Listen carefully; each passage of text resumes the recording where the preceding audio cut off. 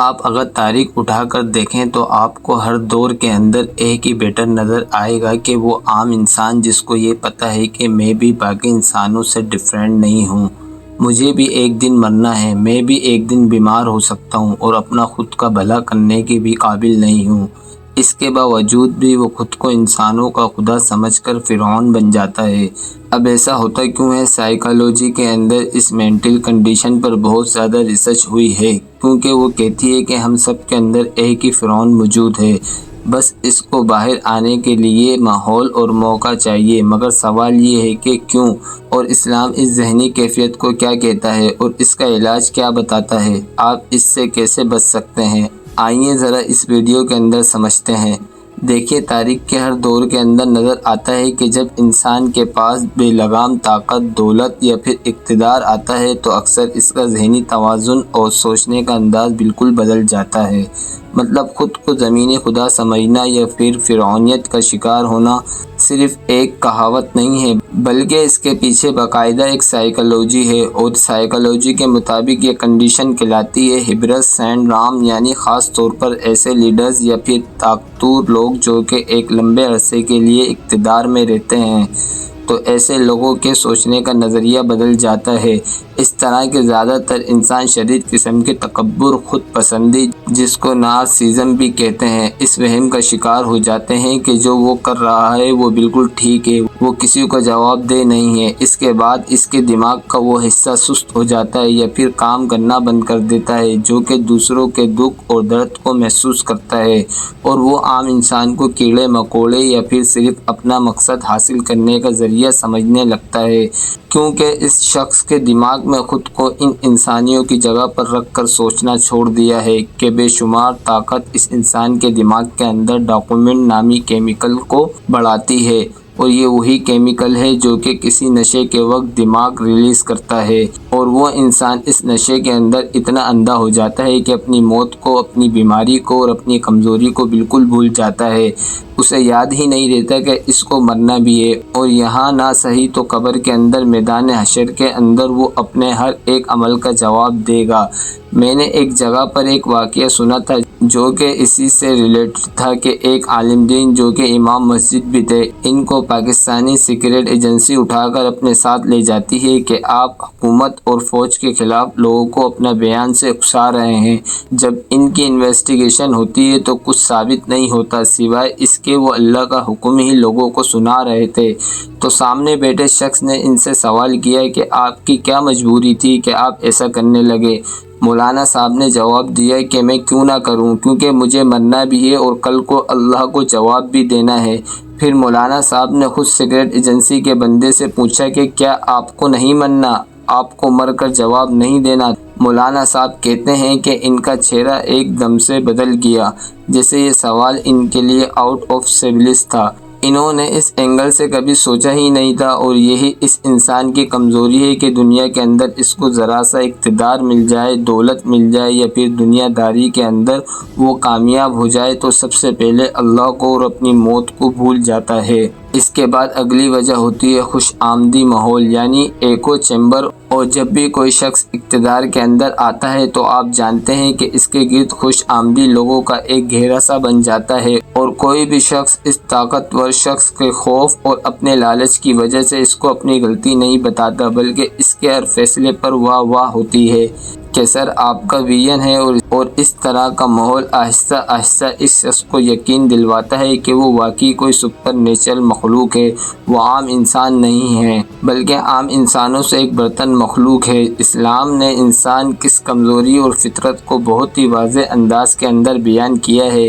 وہ اس کو تکبر اور سرکشی کا نام دیتا ہے، بالکل وہی چیز جو کہ مکہ کے سرداروں میں بھی تھی، اور یہاں تک کہ رسول اللہ صلی اللہ علیہ وسلم نے خود ابو جہل کو اپنی امت کا فرعون کہا تھا۔ مکہ کے سرداروں جیسے کہ ابو جہل، ابو لہب اور ولید بن مغیرہ کے اندر بھی بالکل وہی فرعونی نفسیات کام کر رہی تھی۔ سورہ انفال کے اندر اللہ فرماتا ہے کہ ان کا حال ایسا ہی ہے جیسے فرعون کے لوگوں کا اور ان سے پہلے کے لوگوں کا حال تھا۔ اور انہوں نے اللہ کی آیت کو جھٹلایا تو اللہ نے ان کے گناہوں کی سزا کے اندر ان کو پکڑ لیا۔ فرعون حضرت موسیٰ علیہ السلام کو اپنے سامنے غلام قوم کا شخص سمجھتا تھا اور ان کی بات ماننا اپنی توہین سمجھتا تھا، اور اس لیے اس نے معجزات دیکھ کر بھی اپنے تکبر کے اندر اللہ پر ایمان نہیں لایا، صرف اس وجہ سے کہ اس کی بادشاہی، اس کی سرداری ختم ہو جائے گی اور اس کے بعد نظام اور قانون اللہ اور اس کے رسول یعنی موسیٰ علیہ السلام کا چلے گا۔ اور مکے کا سرداروں کا بھی نفسیاتی مسئلہ بالکل یہی تھا۔ ایک بار ابو جہل سے کسی تنہائی میں پوچھا کہ کیا تم سچ مچ محمد رسول اللہ صلی اللہ علیہ وسلم کو جھوٹا سمجھتے ہو؟ تو ابو جہل نے جواب دیا کہ نہیں، وہ تو سچے ہیں، لیکن ہمارا اور بنو ہاشم یعنی آپ صلی اللہ علیہ وسلم کے قبیلہ کا ہمیشہ سے مقابلہ رہا ہے، کیونکہ انہوں نے حاجیوں کو پانی پلایا تو ہم نے بھی پلایا، انہوں نے بھی سخاوت کی تو ہم نے بھی کی، اور جب ہم بالکل برابر آ گئے تو اب وہ کہتے ہیں کہ ہمارے درمیان نبی آ گیا ہے جس سے آسمان پر وحی آتی ہے کہ ہم یہ کیسے مان لیں؟ خدا کی قسم ہم ان پر کبھی ایمان نہیں لائیں گے۔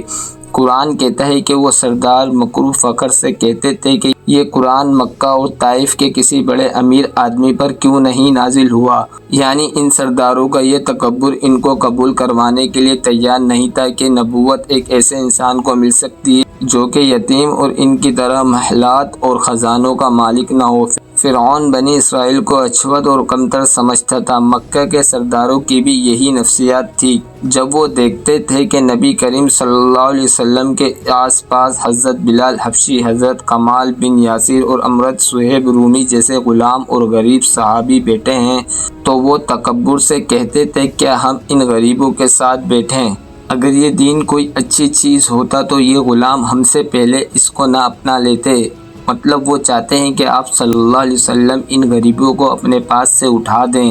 تو وہ بات کرنے آئیں، جس پر اللہ نے قرآن کے اندر ان کی سخت ممانعت فرمائی، اور جس طرح سے فرعون کا تکبر آخرکار اس کو لے ڈوبا، اسی طرح سے مکہ کے سرداروں کا تکبر ان کو عبرتناک کے طریقے سے انجام کی طرف لے گیا۔ جب غزوہ بدر ہونے والا تھا تو مکہ کے کئی لوگ جنگ سے پیچھے ہٹنا چاہتے تھے، لیکن ابو جہل نے تکبر میں آ کر کہا کہ خدا کی قسم ہم واپس نہیں جائیں گے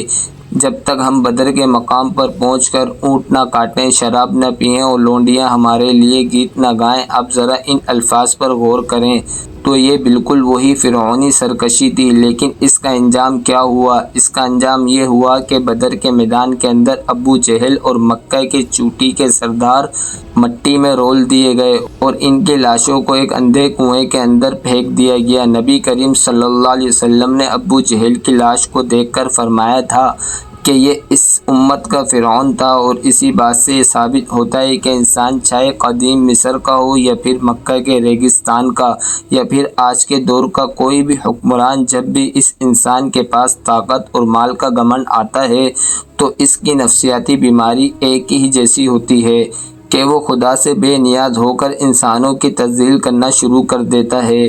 اسی لیے قرآن کریم کی سورہ علق کے اندر انسان کی اسی نفسیاتی کو اللہ تعالیٰ نے ایک کی آیت کے اندر سمو دیا ہے، جب اللہ فرماتا ہے کہ حقیقتاً انسان سرکشی کرنے لگتا ہے جب وہ اپنے آپ کو غنی یعنی بے شمار مال والا، بے نیاز اور طاقتور دیکھتا ہے۔ مطلب جب انسان کو یہ لگتا ہے کہ اب اس کو کسی کی ضرورت نہیں ہے تو وہ اپنی حدود سے تجاوز کرنے لگتا ہے۔ موسیٰ علیہ السلام کا فرعون کا قصہ بار بار اس لیے قرآن پاک کے اندر دہرایا گیا ہے کہ آنے والے حکمرانوں کو یہ یاد رہے کہ طاقت کا انجام کیا ہوتا ہے، کیونکہ فرعون نے کہا تھا کہ میں تمہارا سب سے بڑا رب ہوں، لیکن جب اس کی موت آئی اور پانی اس کے سر سے گزرا تو اس کی ساری خدائی ایک دم سے خاک میں مل گئی۔ اب سب سے اہم سوال یہ ہے کہ آخر اس تکبر کا علاج کیا ہے اور قرآن پاک کے اندر اس کا کیا علاج بتایا گیا ہے؟ دیکھیں، یہ بہت ہی آسان ہے کہ موت کو یاد رکھنا اور خود کو اس انسان کی جگہ رکھ کر سوچنا کہ اگر کوئی اور میرے ساتھ ایسا سلوک کرتا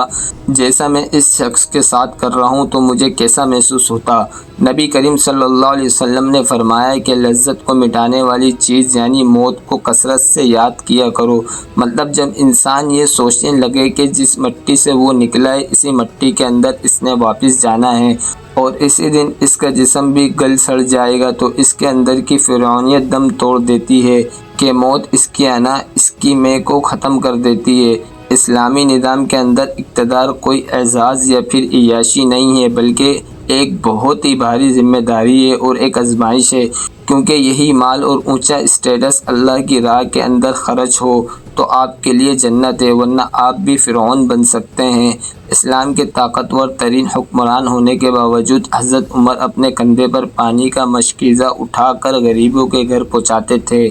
اور فرماتے تھے کہ اگر فرات کے کنارے بھی ایک کتا بھی بھوک سے مر گیا تو عمر سے اس کا حساب لیا جائے گا۔ اب ذرا غور کریں کہ یہ وہی خوف خدا تھا جس نے ان کو فرعون بننے سے روک رکھا، ورنہ کیسر و کسری کی حکومت والا حکمران کیا کچھ نہیں کر سکتا تھا۔ انسان کا فرعون بننا اس کی جہالت اور غفلت کی نشانی ہے،